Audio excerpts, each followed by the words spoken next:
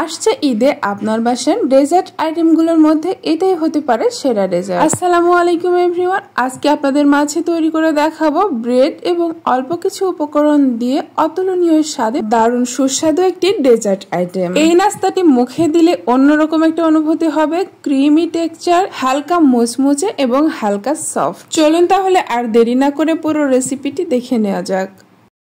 আজকে ডেজার্টটি তৈরির জন্য লাগবে ব্রেড। আমি এখানে চারকোনা শেপের কয়েকটি ব্রেড নিয়ে নিচ্ছি, আর ব্রেডগুলো থেকে আমি চারপাশ থেকে ব্রাউন অংশগুলো কেটে নিব। এর জন্য এখানে দুইটা করে ব্রেড নিয়ে নিচ্ছি আর ছুরি দিয়ে পাতলা করে ব্রাউন অংশগুলো কেটে নিচ্ছি। আপনি চাইলে কিন্তু ব্রাউন অংশগুলো রেখেও দিতে পারেন, তবে দেখার সৌন্দর্যের জন্য আর সবগুলো টুকরো যাতে একই রকম হয় তার জন্য সাইডের অংশগুলো কেটে নিচ্ছি।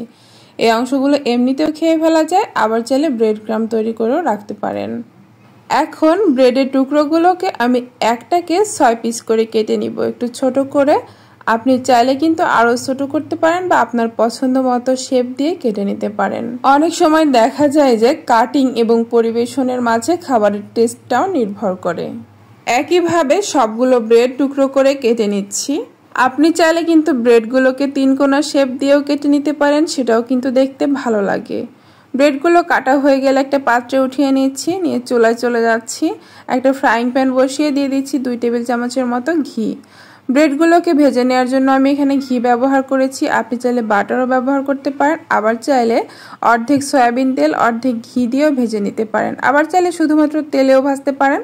তবে এই ধরনের ডেজার্ট আইটেমগুলো শুধুমাত্র তেল দিয়ে ভাজলে ব্রেডের টুকরোগুলোর মধ্যে অনেক বেশি তেল ঢুকে যায় আর তেলের একটা স্মেলও আসে, তাই চেষ্টা করবেন অল্প তেলে অথবা অল্প ঘিয়ের মধ্যে ভেজে নেওয়ার জন্য।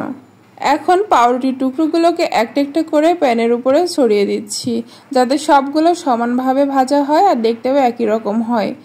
এক পাশে কিছুটা হয়ে গেলে বা একই রকম কালার চলে আসলে আমি উল্টে আরেক পাশটাও এভাবে করে ভেজে নিব। চাইলে অল্প অল্প করে ঘি ব্রাশ করে করেও কিন্তু এগুলোকে ভেজে নিতে পারেন। জাস্ট হালকা একটু উপরে মুচমুচে করে নিলেই কিন্তু হবে, আর ভেতরটা হালকা সফট থাকবে।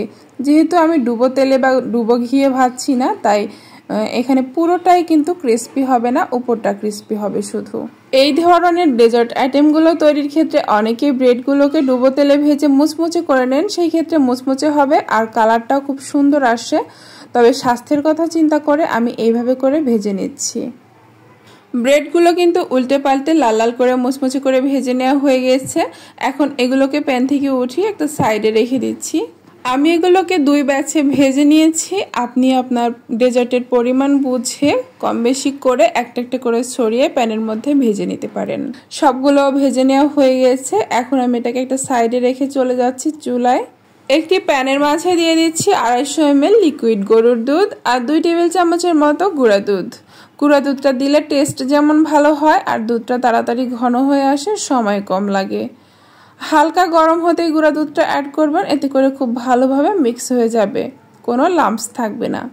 এরপরে এখানে হালকা মিষ্টির জন্য দিয়ে দিচ্ছি 2 টেবিল চামচের মতো ব্রাউন সুগার। আপনি মিষ্টিটা আপনার টেস্ট অনুযায়ী অ্যাড করবেন। আমি এই ডেজার্টটা হালকা মিষ্টি দিয়ে তৈরি করব, আর এমনিতেও পাউরুটি হালকা মিষ্টি থাকে, তাই খুব বেশি চিনি অ্যাড করবেন না, তাহলে পরবর্তীতে অতিরিক্ত মিষ্টি হবে। তো চিনিটা দুধের মাঝে দিয়ে নেড়ে চেড়ে দুধটাকে জাল করে নিব ভালো মতো। আর এদিকে অল্প একটু দুধের মাঝে 1 টেবিল চামচ কর্নফ্লাওয়ার 1 টেবিল চামচ গুঁড়া দুধ দিয়ে মিশিয়ে নিচ্ছি। এরপরে বলক আসার পরে এই দুধের মাঝে অল্প অল্প করে ঢেলে দিচ্ছি মিশ্রণটা। চামচ দিয়ে অনবরত নাড়াচাড়া করতে হবে, তা না হলে কিন্তু দলা বেঁধে যাবে। আর দেখুন দেওয়ার পরপরই কিন্তু দুধটা ঘন হতে শুরু করেছে। এখানে 1 চিমটি পরিমাণ লবণ দিয়ে দিচ্ছি, তাহলে মিষ্টি খাবারের টেস্টটা ব্যালেন্স হয়। আপনি যদি মিষ্টি খাবারে লবণ পছন্দ না করেন সেই ক্ষেত্রে না দিলেও হবে। তো এখন এইভাবে করে মিডিয়াম আঁচে কিছুক্ষণ জাল করব। আর দেখুন কতটা সুন্দর ঘন হয়ে গেছে, আর এটা নামিয়ে রাখলে কিন্তু আরো কিছুটা ঘন হয়ে যাবে। এখন চুলাটা অফ করে আরো কিছুক্ষণ একটু নাড়াচাড়া করবো, এতে করে হালকা ঠান্ডা হয়ে আসবে। ডেজার্টটি রেডি করার জন্য আমি আমার পছন্দ মতো একটা বোলে ব্রেডের টুকরোগুলোকে সাজিয়ে নিচ্ছি। অনেক সময় পরিবেশনের মাঝেও কিন্তু খাওয়ার ইচ্ছাটা নির্ভর করে। ভাজা ব্রেডগুলোকে বোলের মাঝে নিয়ে নেওয়ার পরে যে দুধের ক্রিমটা তৈরি করে নিলাম, এটা এখন উপর দিয়ে ছড়িয়ে দিচ্ছি।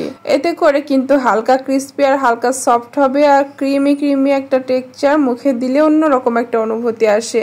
এই ধরনের ডেজার্ট তৈরির ক্ষেত্রে অনেকেই ব্রেডগুলো ভাজার পর চিনি শিরায় ডুবিয়ে তারপরে দুধের ক্রিমটা অ্যাড করেন, তবে সেই ক্ষেত্রে ব্রেডগুলো বেশি সফট হয়ে যায় আর মিষ্টিটা বেশি হয়ে যায়। আমার কাছে খুব একটা ভালো লাগে না, তাই আমি এভাবে তৈরি করি। আর এটা খেতে অসম্ভব মজার। উপর দিয়ে আমি কিছু কাঠবাদাম ও পেস্তা বাদাম ছড়িয়ে দিলাম।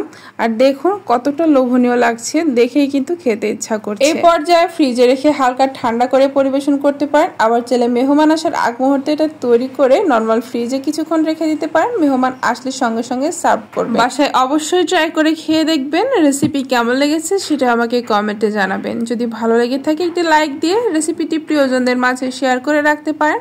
আর আমার চ্যানেলটি যদি সাবস্ক্রাইব করা না থাকে সাবস্ক্রাইব করে পাশে থাকার অনুরোধ রইল। আল্লাহ হাফেজ।